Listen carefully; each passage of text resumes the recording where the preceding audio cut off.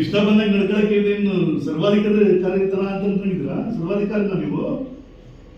ಏನ್ ಬೇಕಾದ್ರೂ ಮಾಡ್ಲಿಕ್ಕೆ, ರೈತರ ಮೇಲೆ ಗಲಾಟೆ ಮಾಡ್ಲಿಕ್ಕೆ? ನಿಮ್ಮ ಕಾರ್ಯಕರ್ತರು ರೈತರ ಮೇಲೆ ಗಲಾಟೆ ಮಾಡಿರುವಂಥದ್ದು ನಿಜವಾಗ್ಲೂ ಅದು ಅಕ್ಷಮ್ಯ ಅಪರಾಧ. ಅದು ಕ್ಷಮೆ ಕೇಳ್ಬೇಕು ನೀವು. ಈಗ ಬರೀ ರೈತ ಮುಖಂಡರ ಮೇಲೆಲ್ಲ ಗಲಾಟೆ, ಇದಕ್ಕೆ ಮೇಲೆ ನೀವು ಅದಕ್ಕೆ ಏನೋ ಮಂಡ್ಯದವರು, ಮೈಸೂರು, ಬೆಂಗಳೂರಿನವರು ಬಂದು ಇಲ್ಲಿ ಕೆಲಸ ಮಾಡಕ್ ಬರ್ತಾರಲ್ಲ, ನಿಮ್ಗೆ ಕಮಿಷನ್ ಕೊಟ್ಬಿಟ್ಟು, ಇದಕ್ಕೆ ಮೇಲೆ ರೈತರು ಕೇಳೋ ಸಮಸ್ಯೆಗಳಿಗೆ ಮೇಲೆ ಅಲ್ಲ. ನೀವು ಕೆರೆ ತುಂಬಿಸ್ಬೇಕು, ತಾಂತ್ರಿಕ ದೋಷ.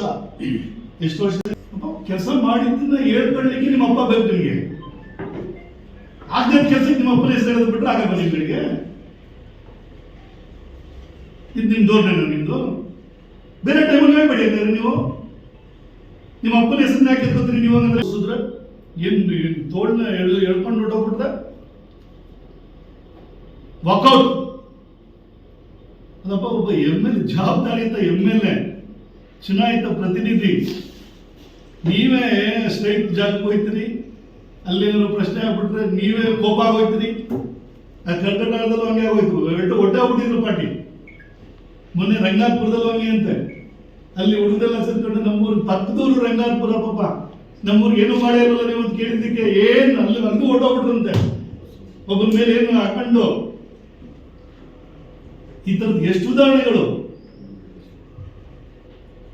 ನೀವು ಕೋಪ ತಾಪ ಮಾಡಕ್ಕೆ MLA ಗಿರಿಬೇಕೇನಪ್ಪ? ಕಾರ್ಯಕ್ರಮ ಬಂದಂತ ಸಂದರ್ಭದಲ್ಲಿ ಶಾಸಕರಾಗಿ ಅವರು ಅಲ್ಲಿ ಅವರ ಒಂದು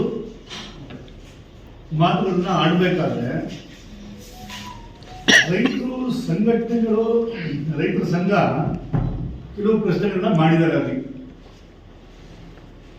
ಕೆರೆಗಳಿಗೆ ನೀರು ತುಂಬಿಸುವಂತ ವಿಚಾರ ಇರ್ಬೋದು, ಅಂಗಳ ಗ್ರಾಮದಲ್ಲಿ ಕುಡಿಯೋ ನೀರಿನ ಸಮಸ್ಯೆ ಇರುವಂತದ್ದು ಇರ್ಬೋದು, ಅಂಗಳ ಗ್ರಾಮದಲ್ಲಿ ಬಸ್ ಸ್ಟ್ಯಾಂಡ್ ನಿರ್ಮಾಣ ಆಗಿಲ್ಲ ಅನ್ನೋಂಥದ್ದಲ್ಲಿ ಇರ್ಬೋದು,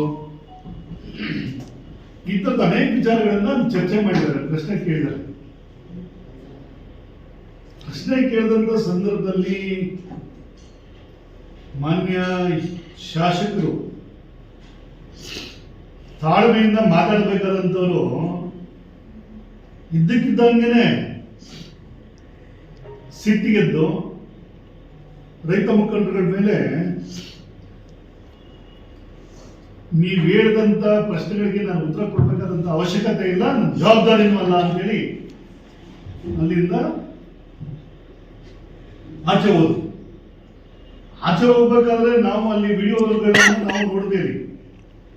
ಆಚೆ ಹೋಗ್ಬೇಕಾದ್ರೆ ಅವರ ಕಾರ್ಯಕರ್ತರು ಒಂದಷ್ಟು ಜನ ಜೊತೆ ಬಂದಂತವರೆಲ್ಲ ಅವ್ರ ಹಿಂದೆ ಹೋದ್ರು. ಅಲ್ಲಿ ಹಿಂದೆ ಹೋಗಿ ಗಣೇಶ್ ಪ್ರಸಾದ್ ಕಾರಲ್ಲಿ ಕೂತ್ಕೊಂಡ ನಂತರ ಅವ್ರು ಏನ್ ಹೇಳಿದ್ರೆ ಏನೋ ಗೊತ್ತಿಲ್ಲ, ಇದ್ದಕ್ಕಿದ್ದಂಗೆ ಅವರೆಲ್ಲ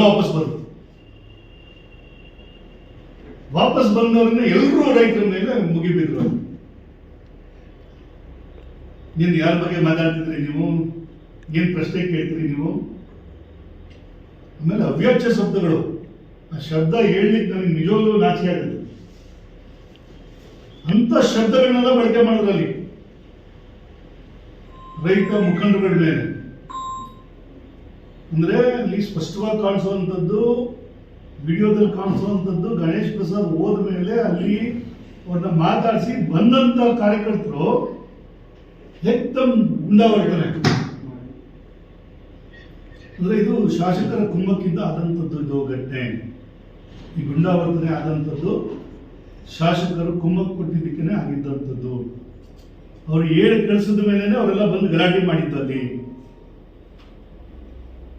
ಇವರು ಹೋಗಿದ್ದು ಹೊರಟೋಗಿದ್ರೆ ಗಲಾಟೆನೇ ಆಗ್ತಿರ್ಲಿಲ್ಲ. ಅಲ್ಲಿ ಇವ್ರ ಜೊತೆಗೆ ಇವ್ರ ಹಿಂಬಾಲಕ್ಕೆ ಹೊರಟೋಗಿದ್ರೆ ಗಲಾಟೆನೇ ಬರ್ತಾ ಇರಲಿಲ್ಲ ಅಲ್ಲಿ.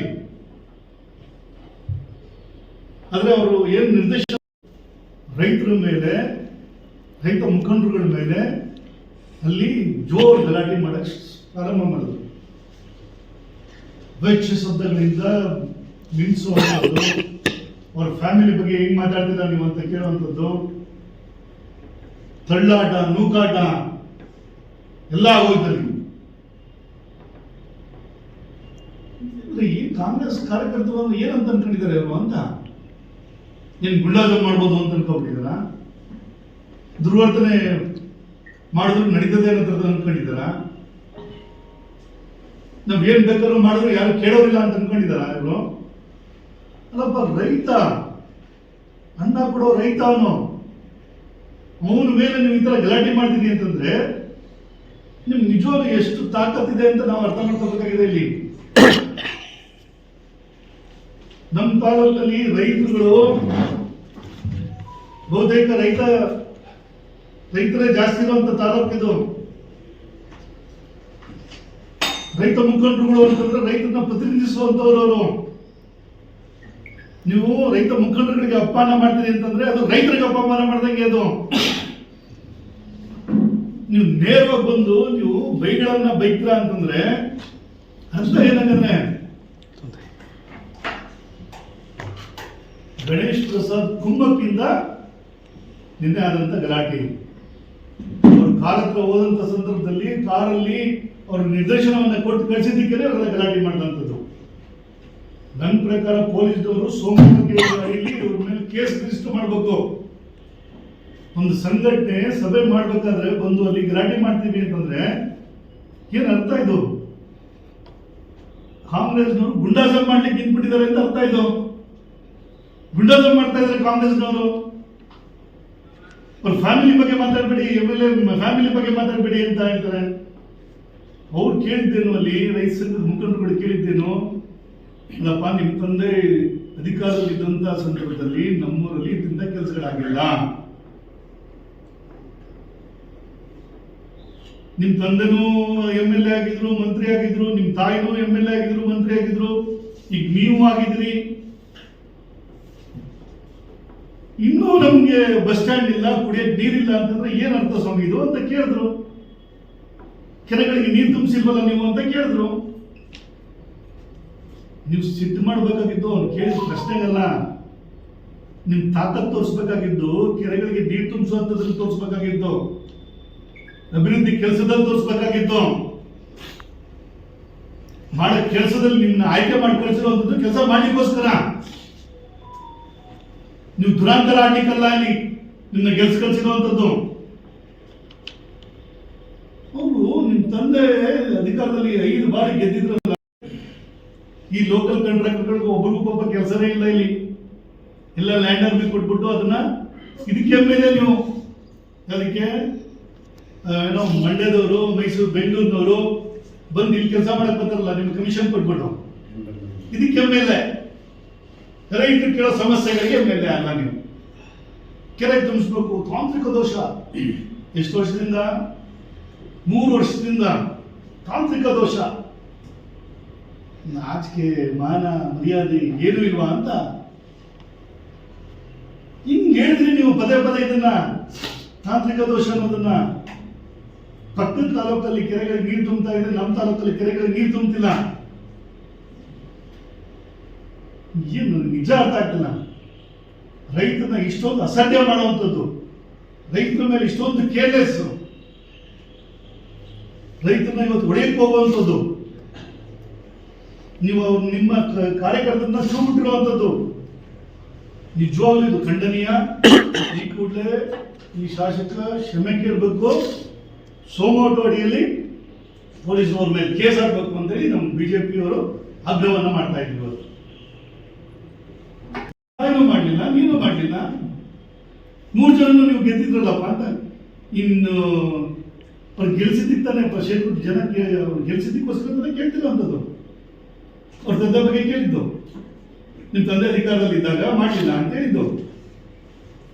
ಇನ್ನು ಬೇರೆ ದಾರಿ ಹೋಗೋರ್ನ ಮಾತಾಡಕ್ಕಾಗತ್ತಾ? ಹೇಳಿಕ್ಕಾಗತ್ತವರು? ಈಗ ನಾನೊಬ್ಬ MLA ಆಗಿದ್ದೆ, ಈಗ ನನ್ನನ್ನ ನಿಮ್ಮ ಅವಧಿಯಲ್ಲಿ ನೀವು ಇಂಥ ಕೆಲಸ ಮಾಡಲಿಲ್ಲ ಅಂತ ಕೇಳಕ್ಕೆ ಪ್ರಶ್ನೆ ಕೇಳೋದು ಮಾಡ್ತಾರೆ. ನಿಮ್ ತಂದೆನೂ ಮಾಡಲಿಲ್ಲ ಅಂತ ನನ್ನ ಕೇಳಕ್ಕಾಗತ್ತ? ನಮ್ಮಪ್ಪ MLA ಆಗಿದ್ರ? ನಿಮ್ಮಪ್ಪ MLA ಆಗಿದ್ದಂತಾನೆ ಅವ್ರು ಹೇಳ್ತಿರೋಂಥದ್ದು. ನಿಮ್ಮ ಅಪ್ಪನ ಕಾಲದಲ್ಲಿ ಕೆಲಸ ಮಾಡಿರ್ಲಿಲ್ಲ, ಮಾಡಲಿಲ್ಲ, ಆಗ್ಲಿಲ್ಲ, ಹಾಗಾಗಿನೇ ಅದನ್ನ ಪ್ರಶ್ನೆ ಮಾಡಿದ್ದಂಥದ್ದು. ತಪ್ಪೇನಿದೆ ಅಲ್ಲಿ? ಅಪ್ಪ ನೀವೇನೆ, ನಾನು ಬಹಳ ಸನ್ನಿವೇಶದಲ್ಲಿ ನೋಡಿದ್ದೀನಿ. ಗಣೇಶ್ ಪ್ರಸಾದ್ ಗುದ್ದಿ ಪೂಜೆ ಮಾಡಕ್ ಹೋಗ್ಲಿ, ಬೇರೆ ಸರ್ಕಾರಿ ಸಭೆಗಳು ಮಾಡ್ಲಿ, ಅಲ್ಲಿ ಇವರಪ್ಪನ ಹೆಸರು ಹೇಳ್ತಾರೆ. ಅಲ್ಲಿ ಮಾದೇವ ಪ್ರಸಾದ್ ಅವರು ಇದ್ದಂತ ಸಂದರ್ಭದಲ್ಲಿ ಇಂತೆಲ್ಲ ಕೆಲಸಗಳಾಗೋಯ್ತು. ಕೆಲಸ ಮಾಡಿದ್ದನ್ನ ಹೇಳ್ಕೊಳ್ಳಿಕ್ಕೆ ನಿಮ್ಮ ಅಪ್ಪ ಬೇಕು ನಿಮ್ಗೆ. ಆಗದ ಕೆಲಸಕ್ಕೆ ನಿಮ್ಮ ಅಪ್ಪನ ಹೆಸರು ಹೇಳಿದ್ ಬಿಟ್ರೆ ಆಗಲ್ಲ ನಿಮ್ಗಳಿಗೆ. ಇದು ನಿಮ್ ಧೋರಣೆನ ನಿಮ್ದು? ಬೇರೆ ಟೈಮಲ್ಲಿ ಹೇಳ್ಬೇಡಿ ಅಂದ್ರೆ ನೀವು ನಿಮ್ಮ ಅಪ್ಪನ ಹೆಸರನ್ನ ಯಾಕೆ ಎತ್ಕೋತೀರಿ ನೀವು ಹಂಗಂದ್ರೆ? ಬೇರೆ ಸಭೆ ಸಮಾರಂಭಗಳಲ್ಲಿ ನಿಮ್ಮ ತಂದೆ ಹೆಸರನ್ನ ಹೇಳ್ಬಾರ್ದು ನೀವು ಹಂಗಂದ್ರೆ, ಬೇರೆಯವ್ರು ಪ್ರಶ್ನೆ ಮಾಡಬಾರ್ದು ಅನ್ನೋದಾದ್ರೆ. ಇಲ್ಲಿ ಪ್ರಶ್ನೆ ಮಾಡಿದ ತಕ್ಷಣ ನಿಮ್ಗೆ ಕೋಪ ಬಂದ್ಬಿಡ್ತೀವಿ. ಅಲ್ಲಿ ನೀವೇ ಕೇಳ್ತೀರಿ. ನಿಜ ತಾನೆ, ಒಪ್ಕೋಬೇಕಾನೆ. ನಾವು ಯಾವ ಕೆಲಸ ಆಗಿಲ್ಲ ಅದನ್ನ ಪ್ರಶ್ನೆ ಮಾಡಿದಂತ ಸಂದರ್ಭದಲ್ಲಿ ಹೌದಪ್ಪ ಆಗಿಲ್ಲ ಕೆಲಸ, ಮುಂದಿನ ದಿನಗಳಲ್ಲಿ ಮಾಡ್ತೀವಿ. ಅದನ್ನ ಬಿಟ್ಬಿಟ್ಟು ವೀರಾವೇಶ ತೋರಿಸಿದ್ರೆ ಏನ್ ತೋಳ್ನ ಎಳ್ಕೊಂಡು ಹೊಟ್ಟೋಗ್ಬಿಟ್ರೆ ವಾಕೌಟ್. ಅದಪ್ಪ ಒಬ್ಬ MLA, ಜವಾಬ್ದಾರಿಯುತ MLA, ಚುನಾಯಿತ ಪ್ರತಿನಿಧಿ, ನೀವೇ ಸ್ಟ್ರೈಟ್ ಜಾಗಕ್ಕೆ ಹೋಗ್ತೀರಿ. ಅಲ್ಲೇನಾದ್ರು ಪ್ರಶ್ನೆ ಆಗ್ಬಿಟ್ರೆ ನೀವೇ ಕೋಪ ಆಗೋಯ್ತೀರಿ. ಕರ್ನಾಟಕದಲ್ಲೂ ಹಂಗೆ ಆಗೋಯ್ತು, ಒಡ್ಡೆ ಆಗ್ಬಿಟ್ಟಿದ್ರು ಪಾರ್ಟಿ. ಮೊನ್ನೆ ರಂಗಾಪುರದಲ್ಲೂ ಹಂಗೆ ಅಂತೆ.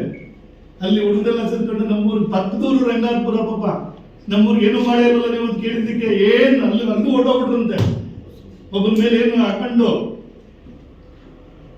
ಈ ತರದ ಎಷ್ಟು ಉದಾಹರಣೆಗಳು. ನೀವು ಕೋಪ ತಾಪ ಮಾಡಕ್ಕೆ MLA ಗಿರ್ಬೇಕೇನಪ್ಪ? ನಾವು ನಿಷ್ಪಕ್ಷಪಾತವಾಗಿ ಕೆಲಸ ಮಾಡ್ತೀವಿ, ಇಡೀ ಕ್ಷೇತ್ರ ಅಭಿವೃದ್ಧಿ ಮಾಡ್ಬಿಡ್ತೀನಿ, ಏನೆಲ್ಲ ಮಾತಾಡ್ತಿರಲ್ಲ. ಆಯ್ತು, ನೀವು ಮಾತಾಡಿ, ಅದು ಬೇರೆ ವಿಚಾರ. ಪ್ರಶ್ನೆ ಕೇಳಿದ್ದಕ್ಕೂ ಉತ್ತರ ಕೊಡುವಂತ ತಾಳ್ಮೆನೇ ಇರ್ಬೇಕಲ್ಲ. ನೀವು ಇಷ್ಟ ಬಂದಾಗ ನಡ್ಕೊಳಕ್ಕೆ ಇದೇನು ಸರ್ವಾಧಿಕಾರಿತನ ಅಂತ ಅನ್ಕೊಂಡಿದ್ದೀರಾ? ಸರ್ವಾಧಿಕಾರಿನ ನೀವು? ಏನ್ ಬೇಕಾದ್ರೂ ಮಾಡ್ಲಿಕ್ಕೆ, ರೈತರ ಮೇಲೆ ಗಲಾಟೆ ಮಾಡ್ಲಿಕ್ಕೆ? ನಿಮ್ಮ ಕಾರ್ಯಕರ್ತರು ರೈತರ ಮೇಲೆ ಗಲಾಟೆ ಮಾಡಿರುವಂಥದ್ದು ನಿಜವಾಗ್ಲೂ ಅದು ಅಕ್ಷಮ್ಯ ಅಪರಾಧ. ಅದು ಕ್ಷಮೆ ಕೇಳ್ಬೇಕು ನೀವು. ಈಗ ರೈತ ಮುಖಂಡರ ಮೇಲೆಲ್ಲ ಗಲಾಟೆ. ಹಾಗಾಗಿ ನಾವು ಪದೇ ಪದೇ ಇವರು ಅಲೆಯಲ್ಲಿ ಕಷ್ಟ ಮಾಡ್ಕೊತಾರಲ್ಲ, ಇವ್ರ ಸ್ವಾರ್ಥ ಇದೆಯಲ್ಲ, ಈ ತರ ಸ್ವಾರ್ಥ ಮಾಡಬಾರ್ದು ಅನ್ನೋ ಕಾರಣಕ್ಕೋಸ್ಕರ ಹೊರತು ಸುಮಾರಾಗಿರುವಂತ ರಸ್ತೆನ ಬಿಟ್ಟು ಮುಂದೆ ಚೆನ್ನಾಗಿರುವಂತ ರಸ್ತೆನ ಮಾಡಿದ್ದು ನಾವು. ಇವ್ರಿಗೆ ಪಾಪ